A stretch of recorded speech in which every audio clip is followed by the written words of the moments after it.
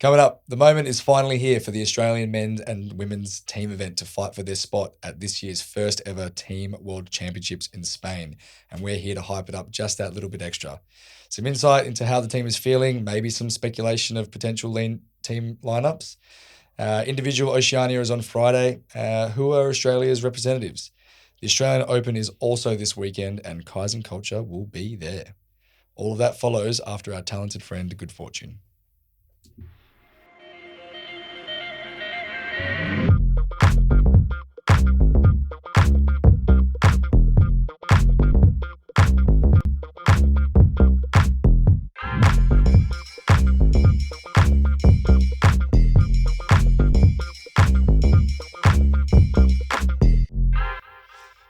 Yeah, so I've just given up with this triangle thing.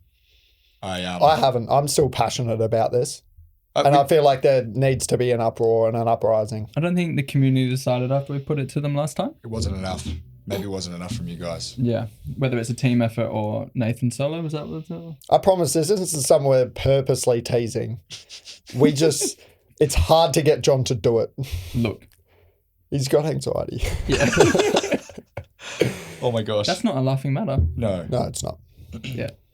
Welcome back to the Kaizen Culture Pod, where we are keeping the conversation moving within Australian karate. We are free and available wherever you get your podcasts, whether it be Spotify or Apple Podcasts. We're also on YouTube, so head over there, subscribe, and you'll actually find out a little Easter egg of what happened over there last episode. If you could give us a rating, that would be awesome. It helps us out a bunch. And as always, please let us know your thoughts and opinions by sending us an email at kaizenculture.info@gmail.com and sign up to our mailing list, kaizenculture.org. Do you want to know what the Easter egg is? Yeah. Are we spoiling that? Or should we leave it for later? Up to you. Okay. It's a bit anticlimactic now, isn't it? Well, I mean... You got to say it now. Should I say it? Yeah. Yeah. Well, for those of you that actually watch on YouTube, you would see that last episode, there was something awry. You like that word? The cushion in the couch was flipped. It was the other way around. I actually didn't notice it last episode until... My feng shui was way off and I just didn't know what it was. But now it's back, so it's okay. It's all good. Anyway, all right. So on today's episode, it's obviously not the regular Wednesday. We're releasing this the Monday before Oz Open. Just, thought it would be a good idea just to give some people some time to digest it and, lock in, like you said, for the Aussie Open this weekend. I mean, it's going to be a big weekend. Hype it up a little bit. I want to hype it up a lot. I'm so keen for this weekend. I mean, the first ever team championships at the end of the year and selection lies upon this Thursday afternoon. And it's make or break. Like, there is no second place. That was still a good job. No, you don't get selected. It's huge. I can't wait. And it's in our backyard. It's in our backyard. That's just like the perfect. And it's on ANZAC Day. Let's just rattle them off. I mean, I'm so keen. You need that big, the microphone that drops down. This is what I think we should have that. Karate Australia. Don't quit if you had a day job, don't quit it because you would have been quite good at that. I don't have a day job. I'm not going to quit that. So, but yeah, team event on Thursday. It's going to be wild. Yeah, go and watch as well. Like we've said this probably most episodes, but if you're there, if you get your flight early, go and watch. Like, get yourself hyped for the tournament. And it's early as well. Oh, sorry, it's not early. It's late. So it's Thursday, 4 p.m. So even if you are in Sydney and you got work or whatever, like bring your dinner and watch. Yeah, get flexi time. See, that's a term I do know, even though I'm not got a full-time job. But yeah, come down and watch. It's going to be such a spectacle. And this is a big ask, but hey, if you know a couple of people going with you, organise a bit of a chant. Start a chant in the stands. Get that stomping going. When somebody's fighting. I love that energy around a crowd. Like, because people is great, but the cheering, the chants, that's one of the best things about team events as well, right? Like, so many memories from seeing at nationals, like the state rivalries and the teams that get behind. And obviously, WA has always had the best chants. Oh, obviously. So, it's been fantastic for us, but I mean, now it's Australia, so... No, we can all come together. And everyone loves the WA. We are the best. Well, we're going for third. Yeah. Hey. But it's a good chant. It's a good chant. Okay. It could be retired. Has it been retired? We had a really good one last year. It was a new one, wasn't it? Yeah, it was. It was a great one. And you led a lot, didn't you? Yeah, we had 4 team captains this last year. Yeah. It was like a little leadership group, which is awesome. Yeah. But those chants make a huge difference. Like when you're out there on the mat, I haven't been in a team fighting event, but you hear the people supporting you, and there's going to be some big fights, especially Australia versus New Zealand. Don't count New Caledonia New out. Caledonia, Seriously. like the whole lot, but it's Anzac Day. Oh, So yeah, I'm thinking yeah, like true. just that context and just, you never know if it's tricky or it's one fight all. Do you know, do you remember the drum? The drum. Is that New South Wales? New South Wales, someone from New South Or Wales Victoria. had this like drum. I don't know who it was, but they would just play this drum and it felt like you're at a World Bring Cup. it. Yeah, soccer well, it final. was at Budapest last year as well. There was a drum. Was it? Bring Yeah, there it was back a drum. for this tournament. Yeah, I loved it, and it just gets everyone hyped up. But yeah, team event. I think it might be nice just to refresh everyone's memory on how a team event in Kumite works. Right, That's so important. it's not just a group of Australians versus a group of New Zealanders or New Cows at the same time. 5 versus 5. Could you imagine that? The Joe guys in that fight would be. Oh, I think the contacts would be crazy. I Like, think Junior Lafer actually runs comps where it's like 2-on-2. I don't know about comps, but definitely like training sessions. I've seen At least, cool, at least into club comps. I've definitely seen him advertise it. No way. 100%. yeah, it seems like the kind of thing Junior would do. Just brutal. I think he's like, he's crazy. He's brutal. He's crazy. He's brutal. But yeah, so for the men's division, it's 5 against 5. And then for the women's divisions, it's 3 against 3. So it's best of. If you're in the males division, if you win 3 out of 5, you go. So first, second, third fight, gone, done and dusted. And that's where it differs from the Worlds at the end of the year, which will be do all 5 fights or do all 3 But fights. that's a fairly new. That's literally the first time we'll Yeah. ever be doing that. So I'm sure we'll break it down even more when we get. So it's a closer. best of. The round ends if you've won the 3 or the 2 for the women. But there are draws. Like there can be no winner. So Senshu obviously still awards a winner. So if say it was 1-1, but one athlete had Senshu, then they will win the match.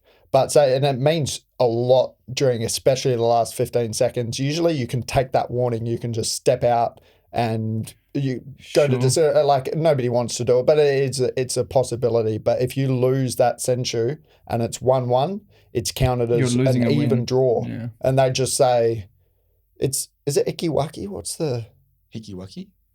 I can't remember. I think it's the term that used to this. be, but yeah, it's that. It's that. Hikiwaki. If you see this action, that means it's been a draw. They don't know. Yeah.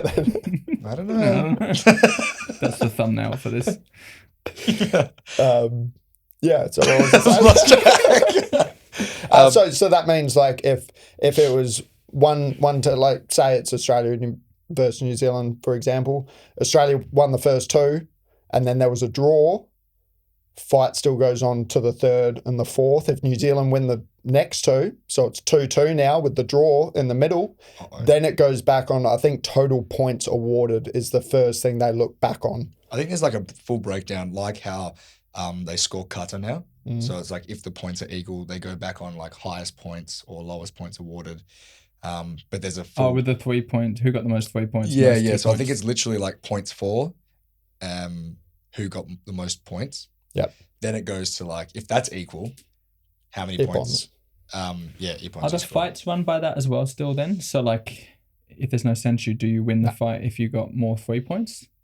Oh, no, I think it does. It would. would. Yeah, That's no, the it current definitely does. Well, rules, that's how right? you win, right? So if it's 3 hate all, that but So it's just harder. if you scored a head kick and one person scored 3 punches, the head kick fighter will win. I hate if that there's so much. It's the worst rule in karate. You're it's awarding tough as a somebody who coach. scored once compared to somebody who scored 3 times. I kind of like it. Nah, Really? dude. The one kick from over a 3 spectator punches? point of view, though, you encourage the like really impressive techniques, Yeah. the takedowns, the head kicks. But like you imagine a fight, and somebody's Sure. been dominant for the whole fight, scored 3 points, and in the last 5 seconds somebody Just don't scores a get- kick and then don't they get kicked in win. the head, then you would have won. No, they shouldn't. I don't know.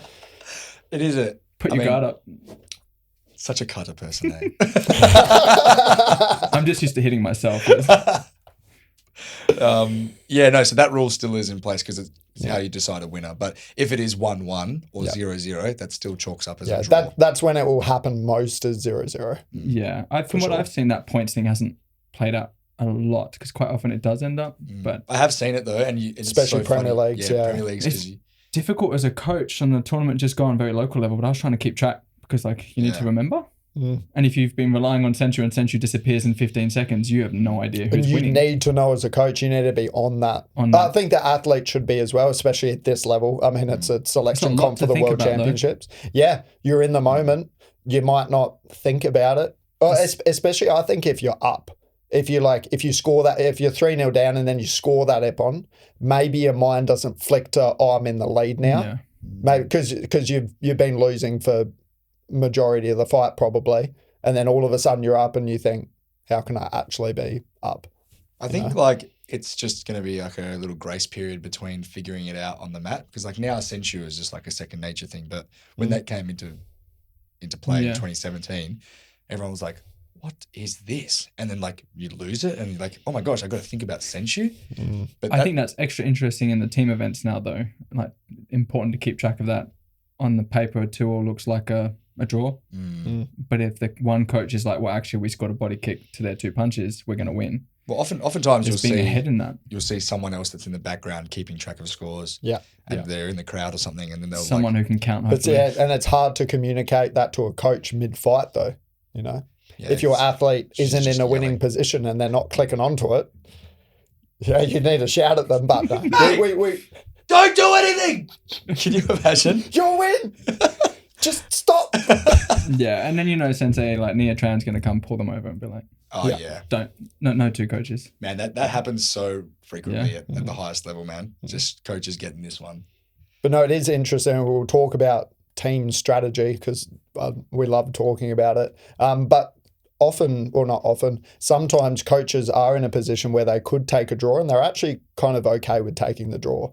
They'd rather their athlete take the draw than risk losing it because they know that the next fighter is the matchup is a really good matchup for them and they're confident in that. Whereas if you're 1-0 down and, sorry, I'm talking women's and it all lies on this fight, it's better to draw it than to win it, to lose it, obviously. I think that happens a lot with the women's because it's like the 3, it's just so like you cannot lose a fight realistically. Like you win that first one, like you're saying, you're sometimes better off taking that draw. If let's say you get a matchup that's a lightweight and a heavyweight, or someone that's like really experienced and not so experienced, or whatever, you like you're saying, just take that draw because your third fight, you have more confidence in your third matchup. So or even in the men's, if you're getting a draw against the other side's top fighter, and it wasn't necessarily your top fighter, that can be a big take that. It's so much pressure on the coaching panel to select the order of the team because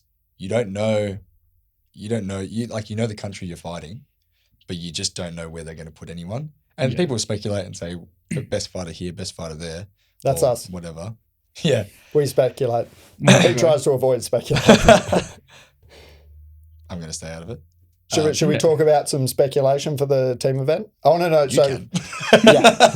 Mitch, what's going to happen with that? I don't know anything. What's the inside knowledge? Who is our female team kumite? Oh, yes. So, for the for the World Championships now, you're allocated more spots as per normal.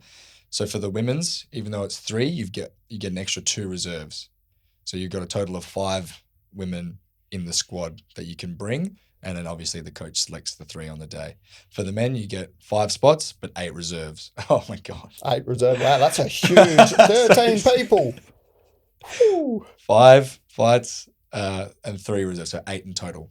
Yeah. And that's important to distinguish that it's not the team on the day. So the coach doesn't pick one team for the day. You can switch up the lineup between matchups. So say for the women's, you got 3 fighters out of 5. You can have a different 3 fighters if you're facing New Zealand and a different 3 fighters fighting New Caledonia, for example. You can switch that up as a coach. And I think it is quite a common practice to do as well. Oh, yeah, absolutely. We'll go through the list of the squad members, so the actual team. So with the list here is Laura Golding, Georgie Lawrence, Hannah Sullivan, Iris Webb, and Mandy Yap. That's our team. That's our women's team. That's awesome. So, I mean, quite a lot of youth in this group, which I think is so exciting. Just the young kids like Iris and Georgie coming up through. I think Georgie's, I don't know how old she is now, but 22-ish? Yeah, so she's just moved out of under 21s. And I think that's an asset. Yeah, because she did under 21s last year, Yeah, the World that's Combat Games, but I don't know. But about also, this year. you've got the experience of, Hannah's been on the Premier League circuit. Mandy's been on the Premier League circuit. Mandy's a strong fighter. Very strong. And Laura I still remember one specific photo of Mandy versus somebody at Oz Open last year, and her fist was like impaled in this poor girl's face. Yeah, no, Mandy. It was a great score. I've never been hit harder than Mandy. Yeah. I don't think. You are so strong, Mandy. And it's fighting. Yeah, absolutely. Yeah. If you don't like it, grow up. Okay, all right. I think it's really interesting if we're going to do a little bit of like how you'd pick a team for that. For me, if it's like, as you said, they're all quite on the younger side, I'd be picking like someone with the most experience first up. Right. Because they're all great fighters. But sometimes with young teams, if you end up in a pressure situation, there's a lot of people you can rely upon in there. But it's also good to get off to a winning start, I think. I completely agree with that. I reckon best fighter first for the women's. Cool. Especially with the 3 fights. You're almost fighting to not lose in the second fight if you've lost the first one. Yeah. Like it's do or die. And then you've still do or die in the third one. It's just pressure instantly. It's so hard with the women. It's do or die straight away, right? Yeah. Essentially. I still think it'd be great if the women's were 5. Oh, 100%. We have enough fighters. It's ridiculous. Yeah, nobody's disagreeing with you on that, John. Apparently the WKF disagrees. But given that it's 3, yeah. I think strongest fighter first. I'm not going to be the person to say who I think that would be because there's some strong fighters in there. What would you go, Nate? I think I want Hannah first. Okay. Hannah's been on the Premier League circuit more recently and more frequently than Mandy has. And had some good wins. And had some good wins against some very tough competitors. I'd put Hannah first. And then I'd probably put... Can I say the list again? Yeah, sure. Bottom. Oh, there we go. It's hard because as well, like... Oh, God, that's so hard. Yeah. You've kind of... Having picked one... Because Laura is a bull of a fighter. She is a really good fighter. Really reliable number so 2 is as Georgie. Well. I think because something you have to consider as well is weight categories. So like there's a couple like Georgie is under 55. She's an amazing fighter, but she's under 55, which is the second lightest weight division. Yeah, which can make it tough if you've got someone with bigger reach. She could be coming up against a heavyweight. Georgie would argue, and I'd agree with you, that won't matter for her. She'll still go out there and win, but it's something that you need to consider as a coach. So the next is Mandy, who's under 68. Am I correct in that? Mm-hmm. Yep. And then you've got Iris under 61, and Laura's also under 68. I don't know if I can make that call. Hey, it's tough because I love Iris as a fighter. I think her scoring potential is so high compared to a lot of fighters. I love that 1-2 over the head from her. I think what's good as well, just to let you have a second. Can I have that back, please? Yeah. With the Oceania, we verse New Zealand and New Caledonia. It's a round robin. So we verse New Cal. We win or lose, we still verse New Zealand. So I think it's a good opportunity for experimentation. So if you're tossing up between who should go where, it's a great opportunity just to go, I'm like, put you there. I don't know. I'm sometimes feel like you always want to put, I know they do it and I get it. If you feel like there's better matchups you want to try and get, but sometimes if you had someone who was on fire in the first round, are you going to drop them in the second? Well, but if let's say let's hypothetical, Australia beats New Zealand, New Cal. Yeah. New Cal loses to. If it works out that your next one just doesn't matter. But let's just say that 2 teams who won both their first round, because it's a round robin. Yeah, there's room for rotation always, but I think a lot of coaches in a lot of sports want to pick their best players. I think especially with the women's only being 3 fighters and only one team going through to the Worlds, I think it will be the same lineup, but it might be a different order of the lineup. But I think it will still be the same 3 women. And I don't know who I'd hopefully pick. Not, but if anyone gets like a niggle or so, reserves are important for that as well. If I was a coach, I'd definitely be thinking about Mandy's record against New Zealand girls. If we're versing New Zealand, Mandy, I don't know if she's lost to a New Zealand girl. You've made an excellent argument for all 5 fighters. Yeah. All 5. Yeah. Wow, such a politician. Yeah. Shall we move on to the men? Yes, please. All right. This is still a tough one to pick. So the male team, Rory Attridge, Ben Di Bortoli, Mitchell Durham, Jonathan Freund, oh my gosh, Ben Harvey, Willem Haber, Max Noble, and Daniel Thielen. That's the 8. Another great team. How do you say Jonathan's last name? I thought it was Freund, but I thought it was Freund. Freund? I don't know. I'm happy to stick with you. You're I'm a bad team friend. captain, Call in mate. Jonathan and tell us how we say it. Just midway through the pod. Say it again. Jonathan Freund. Freund. All right, I'm going to just say Freund for the rest of it. Well, first off, let's start with Jonathan. He needs to be in the team. He's on fire at the moment in every competition he enters. I mean, 7th at Worlds last year is one of the best results we've had in the last decade. He is... Just keep going. Okay. He is top quality fighter. I want him in the team, whoever we're versing. And then I feel like men's team, because there's 5 fights, there can be a lot more strategy involved. Yeah. Yeah, and so one of the things in this is like it's such a mental game of where do you put your not only for the opposition. Sometimes it's nice to throw a curveball, but for yourself. And I always think back to like soccer teams. People hate it, but penalty shootouts at the end of a World Cup final, whatever cup final it is, they often put like Messi and Ronaldo kicking that first ball a lot of the time, sometimes the third one, but like quite often you're like, bang, you've got a really good striker who scores all their penalties up first, get that run on the board. Yeah. It's a little bit different because it's not a direct matchup, and I think that does change that slightly. Like a penalty kick is you get it or you don't, and then the other side gets their turn. Yeah. Whereas like a fight is there is only one winner. Yeah. You know. Yeah. So I think with a penalty kick, because you can both score the first one, you want to make sure you score it. But I'd still be putting a strong fighter first. Yeah. I think first call we want to make, and I think this is a pretty blanket rule, is first, third, and fifth fighters are the most important. Yeah. But then if everyone does that, do you want to make second the most important? That's the argument, right? So there's actually, so it's like people say first, third, and fifth are the best, but then it's like, well, okay, if you're not going to put your best in second and Put fourth, first and second and get 2. That's what I'm saying. So that's that's the counter argument to the first, third, and fifth fight. You know, so it's. I mean, I don't know. I don't know what it should be. I think as Where well. would you put yourself, Mitchell? Reserve 8. You can say that. You Why said not there's say 8 that? reserves? I'm going to go, there's 8th reserve. I'll be the 9th reserve. No, for me. Where do you like fighting? Yeah, so that's a common question. People say, you know, I like to fight anywhere. I like to fight in certain positions, but honestly, anywhere is good for me. It's a bit of a cop-out answer, isn't it is. It is. I'm going to be honest. I'm going to actually come out and say something. Okay. Take your time. Third is big.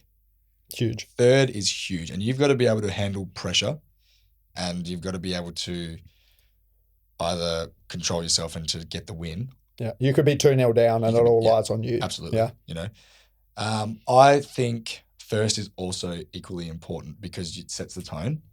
1 second here. We've got a guest appearance. Oh. Yeah.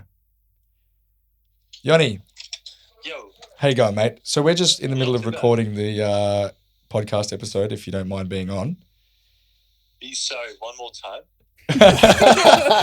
We're recording the podcast episode. Invited to a podcast episode. Yeah, we're recording. Crazy. Yeah, so you're gonna be on. I think I'm a bad friend, and Because I that's okay. couldn't pronounce your last name.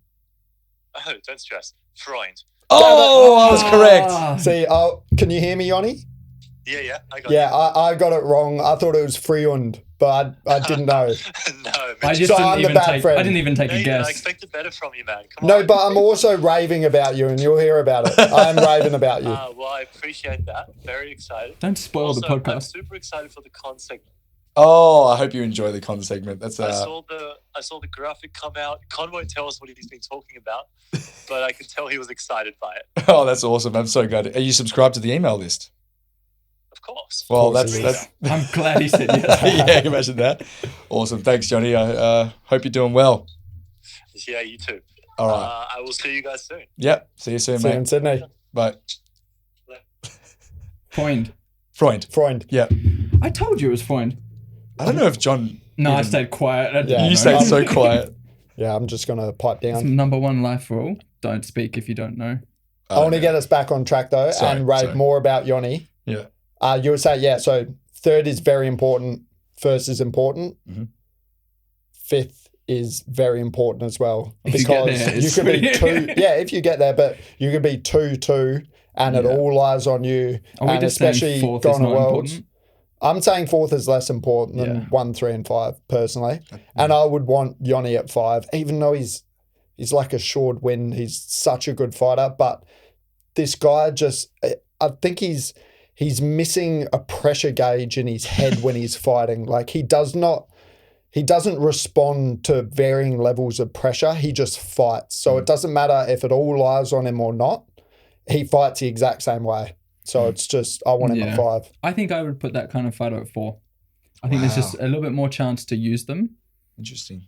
like for that reason. But you've got to have a good fighter at 5.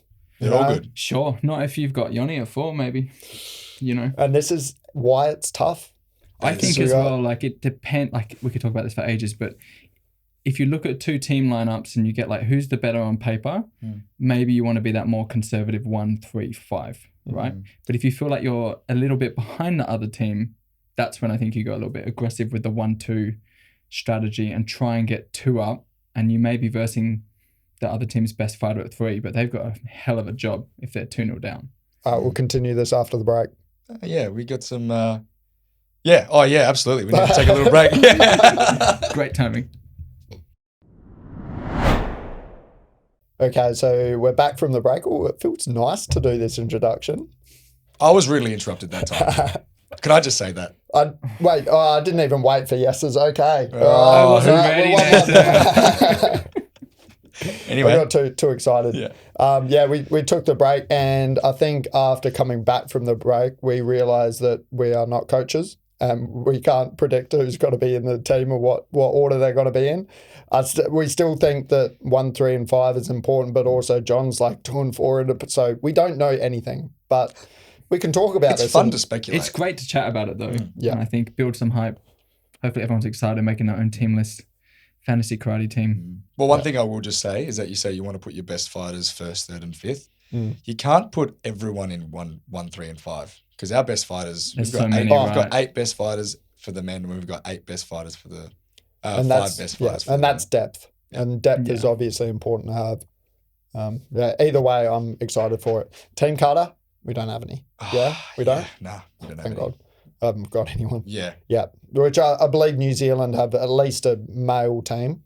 So fantastic that it seems like. I don't know what New Caledonia is doing Team Carter-wise. I've never really seen them perform in Team Carter. Is Fiji or anyone else coming? Have no idea. Never seen a team from Fiji. So I'd say New Zealand would have the clear path to Worlds, and best of luck to them. Yeah. I mean, I did see the men's team Carter. I mean, they're young, but they were pretty exciting at the New Zealand Open last year, and Oceania as well. Yeah, I think so. Yeah, I just don't know if they had many teams to verse. So good on them. Sweet. So yeah, that's the team events for Thursday. I'm sure we covered that enough. But yeah, the individuals are on the Friday. So those that got selected have been announced last couple, maybe like month or so ago. Yeah, should we just list them off? Don't sleep on the individuals. Yeah, because this is going to be wild as well. Yeah, it's a huge championships, and it impacts your world's individual selection in 2025. I'm pretty sure. I don't think your points completely disappear from it. So it's the biggest championship we've got for individuals, minus the worlds. And this is our continental championship, right? You get to be Oceania champion. Like, definitely do not sleep on it if you're there. So yeah, let's list them off. All right, so we're going to list these. 2 athletes get selected for the Oceania Championships for individuals. They've made a rule change a couple of years ago where previously everyone would get ranking points no matter who you were. It doesn't matter. You would always get ranking points. But now WKF has initiated that only 1 athlete per national federation gets points, because it's the same thing as like in the European Championships. Only 1 athlete actually goes to the continental championships. We just have 2 just because of sheer numbers, right? And you have to nominate this person beforehand. Yeah. So it's not like, oh, we'll just take the person who gets first. You know, like you have to pick that person. It is pretty much, not being funny, that the quality is just lower than any other continental championships, yeah? For what? For our Oceania, it's a lower competition for the Europeans, so we're not awarding everybody because you might get 3rd for just showing up. Yes. But Europeans only put 1. Yes. So I get that. So it's also a quantity issue. So it's more Oh, quantity. do they? I didn't know that. So they don't have 2 athletes per country. No. So in all Europeans? other continental championships is just one. Yeah. Wow. I think how many countries in Europe, right? They have the quantity from that. That is cutthroat. If we did, it's like a world championships for them, right? But if we did one per country, we'd have like four competitors, you know? Yeah. So we've got the numbers Very fair. made up by the secondary athlete, but now the points are only allocated to one person. So that's when I read the teams out for each division, it will be the first person I read is the one that's been allocated the points, and the second person is the second person. I don't know. Which is still Also selected for Australia. Like, very huge like honour. selection for Australia is huge, right? So for female kata, we've got Tara Boyd and Stephanie Demovska. For male kata, Sean Ewan, Dylan Fisher. Kumite female divisions, -50, Celia Tran, Cindy Chung. Georgie Lawrence and Ali Lorenz for -55. For -61, we've got Iris Webb and Jelena Kalajic. For -68, we've got Mandy Yap and Laura Golding. +68, Hannah Sullivan and Olivia Clifford. For the men's divisions, we've got -60, Trevor Kahn and Richard Baskin. -67, Rory Attridge, Stephen Cameron. He's a new, I think he's 21. Yeah, he's young. Yeah, so he's coming up from Just the come up juniors. first time. He's a great fighter. Yeah. -75, myself and Ben Harvey. I was about to say my name. -84, Jonathan Freund and Max Noble. And then +84 is Daniel Thielen and Ben Dibortoli. What a team, hey? yeah, well done to everyone selected. Yeah, congratulations. That's bloody awesome. And if you are in that second position, I wouldn't even be too upset that you didn't get selected for the points. Because although the points might have a small part in world selection in 2025, you've also got Oceania next year.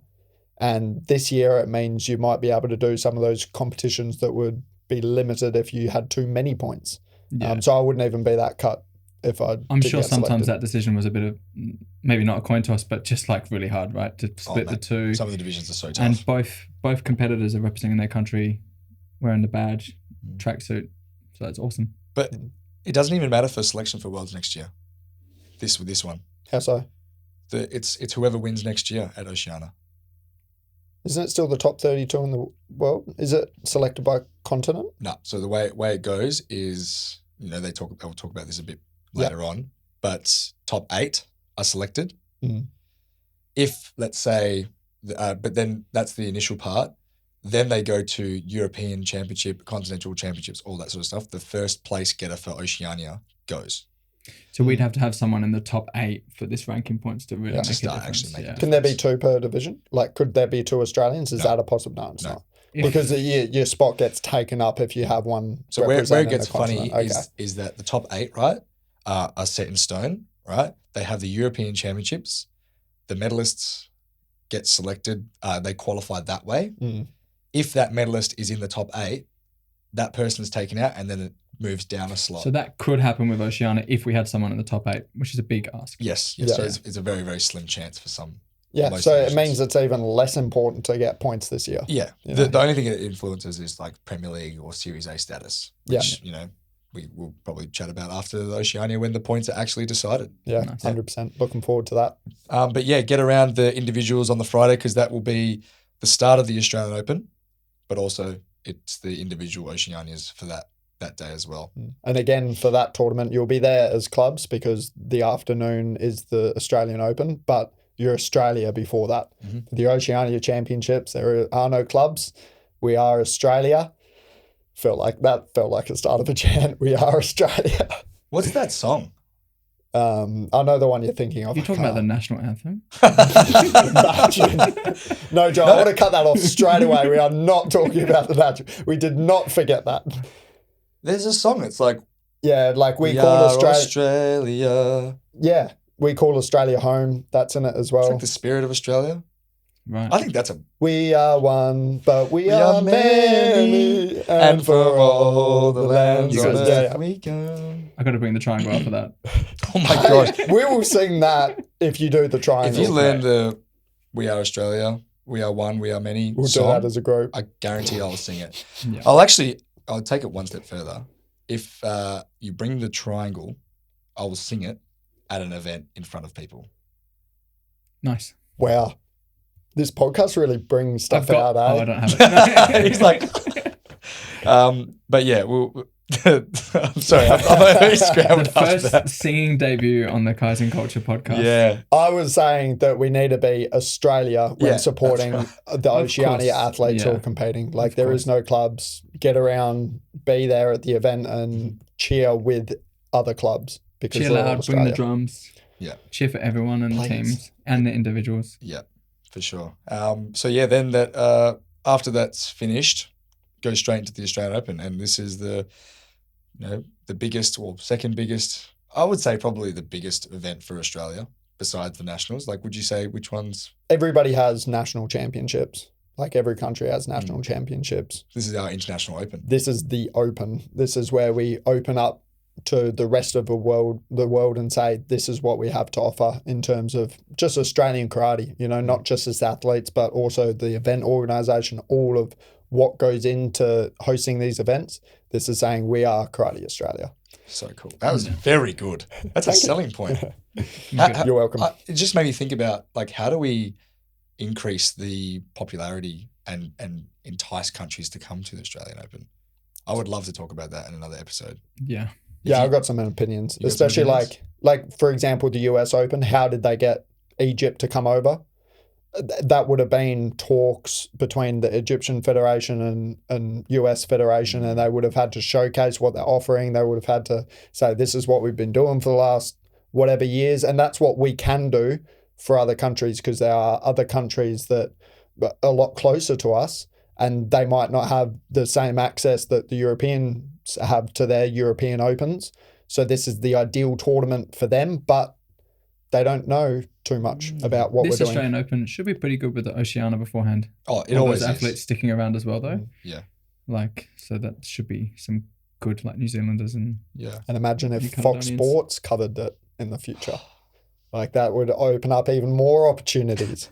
If you want to hear about our discussion on how to raise the profile of the Australian Open, we'll make it a note to talk about in a future episode. I'll come up with 5, 4, yeah. Let us know 6 in the steps. comments. I think I 6 want a steps. 10 It's a big step. one. I 10 want steps. 10 Okay, steps. fair enough. It might need 10 We steps. better put aside a big time for that podcast. Yeah. As long as I don't get interrupted. As well as letting us know about that, it'd be great. Like, with everyone going to these tournaments, like, send us your experience. Like, Yeah. tag us in stuff. Love to hear for the Oceania and Oz Open. You love hitting that You mic, do by the love way. it. Just, I don't know. You've got to clip it out later, don't you, in the recording? I don't clip anything. Oh, Yeah. okay. Sure. I'm keeping it all in. But last thing I probably want to mention about the Australian Open, we're going to be there. Kaizen Culture is having a presence there. We want to interact with you guys, and we want to hear all of your thoughts and opinions for real, like in IRL. Okay. So I can't speak entirely for Mitchell, but Mitchell will be competing. It's a huge weekend for him. So he always loves a good chat, but also be respectful in terms of when he's competing and coming up to him and trying to start this sort of conversation. Me, I'll be open all the time, but also I'll be on the tatamis behind the lens doing the photo packages, which I cannot wait for. I spent a good amount on new camera gear, and I cannot, well, I've already tested it out, but I cannot wait to put it to practice at this sort of championships. But in between that, lunchtimes there in the morning, after the tournament, always there for a chat. And then we'll have a stall presence where we're really excited to engage with the karate community and hear from you guys in terms of, well, we've got a bunch of questions that we want to ask. But it's very exciting. We're gonna have the equipment there, Yeah. which is it's gonna be massive. So if you want to be a part of something, if you want to jump on, have the opportunity to speak and be a part of the culture, Keep the... I was going to let you do it. conversation moving. I love it. The Yeah, irony it of is. stalling on conversation. Keep it. Because I actually Keep did it moving. stall, Yeah. but I actually did stutter. So I Yes. saved it by actually pretending to stutter. Yeah. Irony. Very subtle. Anything else you want to mention? Just good luck to everyone. Yeah, like competing. that's nice. Yeah. Good luck to everyone. Enjoy it. You look back on these times later when you're not doing it. Mm, But yeah, enjoy it and good luck. wicked. I'll second that. Yeah. yeah, I can't wait to see everyone there. And I'm so proud to be a part of this team for the team event and also for the individuals. Like, I'm just really, really raring to go. And I just can't wait.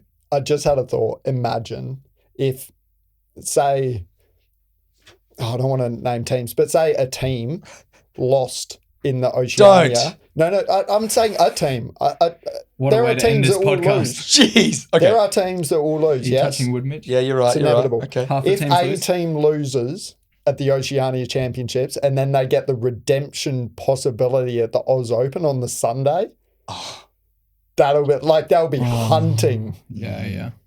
I'm excited for that as well. That's just another thing. Oh God, it's a huge weekend. It's going to be massive. It's going to be massive. So everyone get ready for one of the biggest, well, it will be the biggest weekend of Karate Australia this Maybe weekend. we've ever had. Yeah. So, stay tuned. As always, please let us know your feedback and opinions for real. Come in person and just have a chat. We are an organisation for you guys. So send us an email at kaizenculture.info@gmail.com. Even sign up to our mailing list to hear about everything that we're doing first. Thank you, everyone. Thank you, boys. And we'll see you. What are we doing next? Do you want to talk about what we're doing? Well, usually we're supposed to. We're supposed to, yeah. That's my bad. It's a really quick one. Well, the next one. Oh, yeah. So the next episode is going to be dissecting the results, going through the Oceania team event, going through the individuals, and talking about the ranking points and how they've been allocated for each person. It's going to be exciting. It's going to be A huge. huge breakdown. Yeah. But other than that, stay tuned for the next one.